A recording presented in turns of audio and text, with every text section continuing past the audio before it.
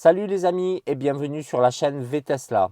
Pour ceux qui ne connaissent pas, sur VTesla, bien sûr, on va parler de VTC, mais pas que. On va parler aussi de stratégie, on va parler de marketing, on va parler de rentabilité, on va parler aussi entre autres de comptabilité. Donc ça tombe bien car aujourd'hui, ça va être une vidéo sur la comptabilité. Et on va se poser la question notamment de savoir s'il est préférable de se payer sous forme de dividende ou de salaire. Donc je sais que pour certains d'entre vous, en tout cas une partie, vous trouvez la comptabilité, ce sujet-là, un petit peu moins passionnant, un petit peu moins intéressant. Mais pour moi, au contraire, il est primordial. Et pourquoi il est super important? Parce que tout simplement, il va avoir un impact direct sur nos finances et sur nos revenus. Alors ce que je vous propose aujourd'hui, le défi, c'est un petit peu comme la dernière fois. On va se donner juste quelques minutes pour comprendre ces notions de base, pour le dividende, pour le salaire et surtout ce choix-là que vous allez faire, l'impact qu'il peut avoir du coup sur vos revenus et sur votre business plan. Les amis, on passe sur l'ordinateur et ici, donc on va s'attarder quelques instants sur ces trois mots ici, rémunération, salaire et dividende. On va essayer de les définir et de se mettre d'accord sur leur signification. Donc la rémunération, c'est super simple, c'est le fait d'obtenir des gains. Donc en gros, c'est gagner des sous. Mais quand j'ai dit je me suis rémunéré, j'ai pas dit par exemple sous quelle forme je me suis rémunéré. Ça veut juste dire j'ai gagné de l'argent. Donc justement, il existe deux formes de rémunération qui sont le salaire ou le dividende. Et très vite, quand on va créer sa société, par exemple, on va être face à ce choix-là, de choisir entre les salaires et les dividendes. C'est pratiquement dans tous les statuts juridiques, mais pas tous. Par exemple, la dernière fois sur la vidéo de auto-entrepreneur, on a vu qu'on n'avait pas la possibilité de faire ce choix-là. Donc, pour ce qui est du mot salaire, c'est quoi salaire? Salaire, je pense que ça parle à tout le monde. On peut effectivement avoir ce statut de salarié même quand on est entrepreneur.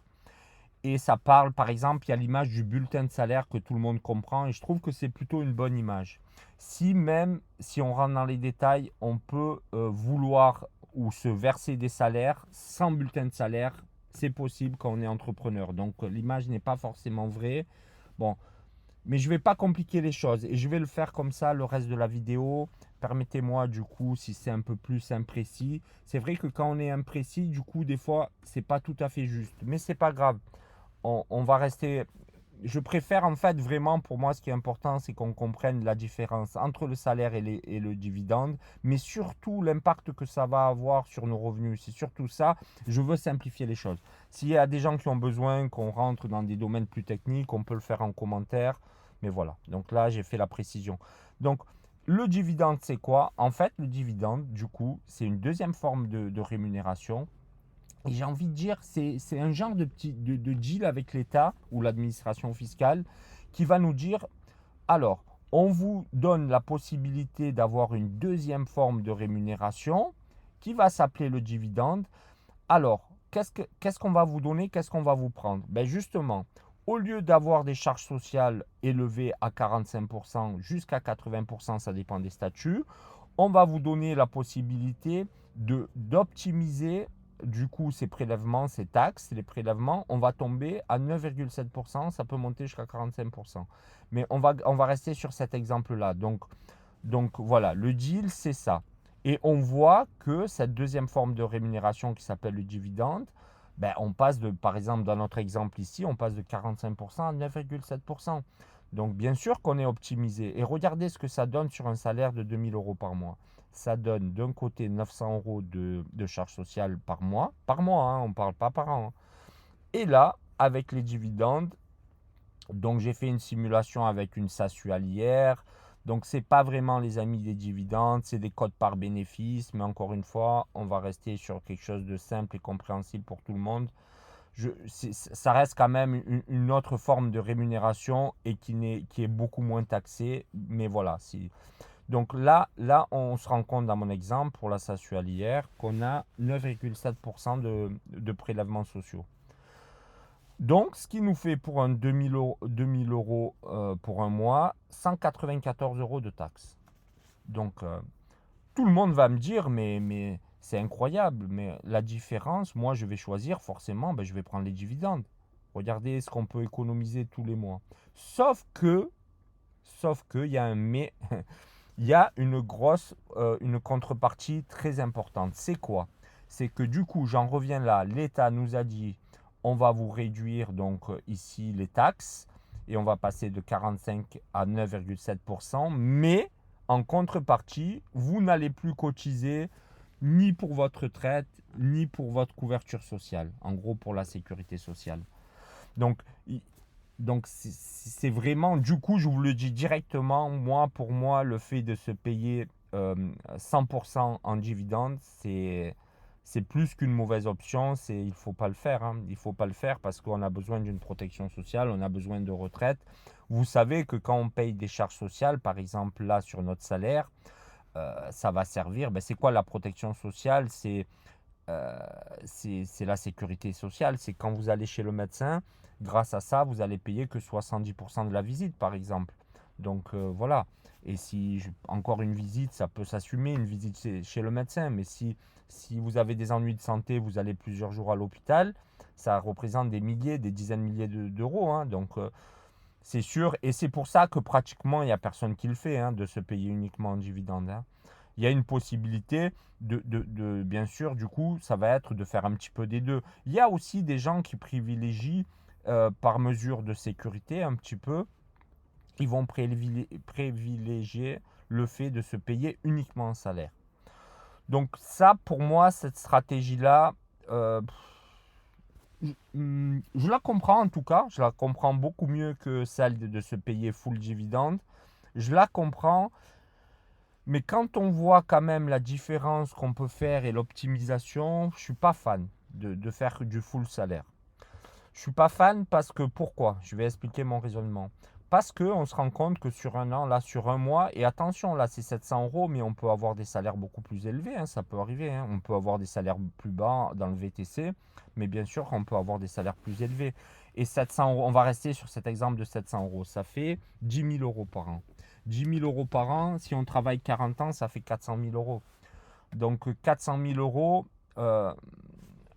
c'est énormément d'argent. Hein. On peut acheter, par exemple, pourquoi pas, plusieurs biens immobiliers, les mettre en location, et ça nous fera un complément de revenus sur notre petite retraite qu'on aura si on cotise un minimum. Je ne sais plus la cotisation, je crois qu'il faut se verser entre 6 et 7 000 euros de salaire par an, 6-7 000 euros de salaire par an pour valider les 4 trimestres. Donc ça serait une bonne optimisation, par exemple, de faire ce minimum pour valider nos 4 trimestres et le reste, on se paye en dividende. Ça, je trouve que c'est quelque chose qui peut être très intéressant. Après, justement, ce choix-là, à vous de réfléchir. Donc, il faut vraiment s'arrêter quelques instants, même un long moment sur ça, et réfléchir une fois, bien sûr, que vous avez bien compris les choses.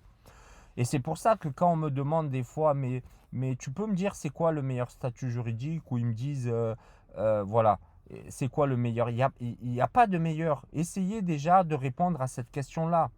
C'est-à-dire que le fait de répondre à cette question, ça va faire que vous allez aller vers, par exemple ici, le URL ou l'entreprise individuelle, ou vers une SASU qui est plus adaptée aux dividendes. Après, dans d'autres vidéos, on le verra en détail. Hein. C'est quoi tous les avantages d'une URL, c'est quoi tous les avantages d'une SASU.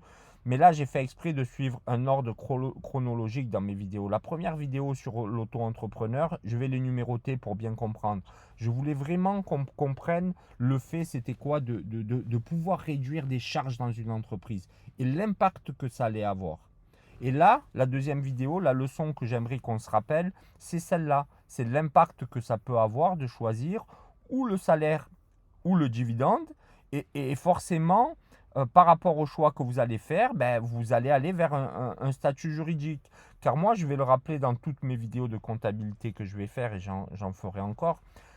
J'aime à rappeler, en tout cas, c'est ma vision des choses, qu'il n'y a pas de meilleur statut juridique. Il y a un statut juridique qui va s'adapter à votre situation. Et là, on le voit clairement. Parce que là, je ne l'ai pas noté, mais quand on est en SASU, les charges sociales, justement, c'est eux qui sont à 80%. Vous voyez ce que je veux dire? Donc, si on fait une partie en salaire, une partie en dividende quand on est en SASU, on va payer sur notre partie de salaire, on va payer de 70 à 80% de charges sociales. Donc, En fait, si vous voulez, l'État ou l'administration fiscale, ils nous donnent, ils nous prennent. Ils nous donnent, chaque statut juridique, c'est ça. Et moi, j'aime bien faire le rapport avec du sport, par exemple. C'est les gens, c'est comme s'ils me demandent c'est quoi le meilleur statut juridique, ils me disent c'est qui le meilleur joueur de foot entre, je sais pas, Mbappé et Zidane. Ben, ça va être, selon toi, tes besoins.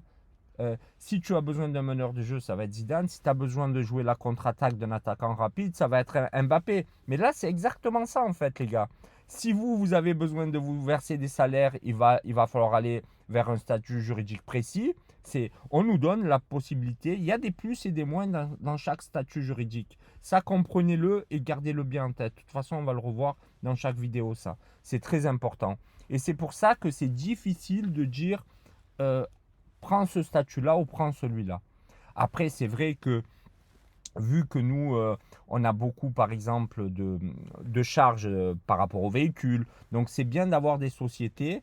Voilà. Et après, c'est vrai que la possibilité de faire des dividendes, on peut faire des dividendes aussi hein, en URL, en entreprise individuelle, mais elles sont moins optimisées qu'ici.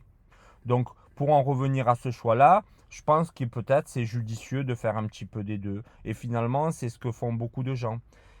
Et voilà, et réfléchissez, réfléchissez aussi les amis, sur le fait justement de savoir si vous voulez faire full rémunération ou si vous voulez faire un petit peu de dividende aussi. Mais attention, l'argent que vous allez économiser sur vos taxes, il va falloir le réinvestir intelligemment. Sinon, il vaut mieux se faire une bonne, comment on dit, une bonne retraite, quoi. J'espère avoir été complet sur le sujet, les amis. Si vous avez besoin de détails complémentaires, n'hésitez pas, dites-le dans les commentaires. Vous pouvez aussi dire dans les commentaires, écrire si vous avez des sujets intéressants qui traitent sur le VTC. N'hésitez pas si je ne les ai pas traités récemment. Si la vidéo elle vous a aidé dans la compréhension, likez-la. Chaque like, je me dirais, ça a aidé une personne. Et ça fait monter l'algorithme et c'est que positif. Et abonnez-vous. Encore mieux que abonnez-vous, mettez en place les notifications. C'est encore mieux que l'abonnement, mais je crois qu'il faut s'abonner pour mettre les notifications. Comme là, par exemple, dans 1 heure, là c'est la vidéo, je l'enregistre, mais dans 1 heure, je fais le live. Et franchement, ça me tient à cœur qu'on puisse échanger avec les gens qui suivent la chaîne. Voilà, on a on va dire, notre petite communauté de gens. Ça fait maintenant 1 an et demi. Ça fait 1 an et demi voilà, qu'on s'échange. J'ai beaucoup de contacts quand même avec beaucoup de personnes via les DM d'Instagram. Voilà, on a formé une petite communauté de gens qui voient le métier, j'espère, de façon une qualité de service. Aussi, j'ai vu beaucoup de gens qui aiment les Tesla, les voitures électriques, mais bon, c'est pas obligatoire, mais c'est vrai que ça attire beaucoup des gens on a un peu des profils communs, et moi, ça m'intéresse. C'est pour ça que la dernière fois, on a fait un live, j'ai beaucoup aimé, beaucoup de bienveillance. Et pour faire les podcasts aussi. Et les podcasts, c'est la prochaine étape. Et j'espère le faire très bientôt. Donc n'hésitez pas à activer les notifications. Et puis on se dit à très vite les amis.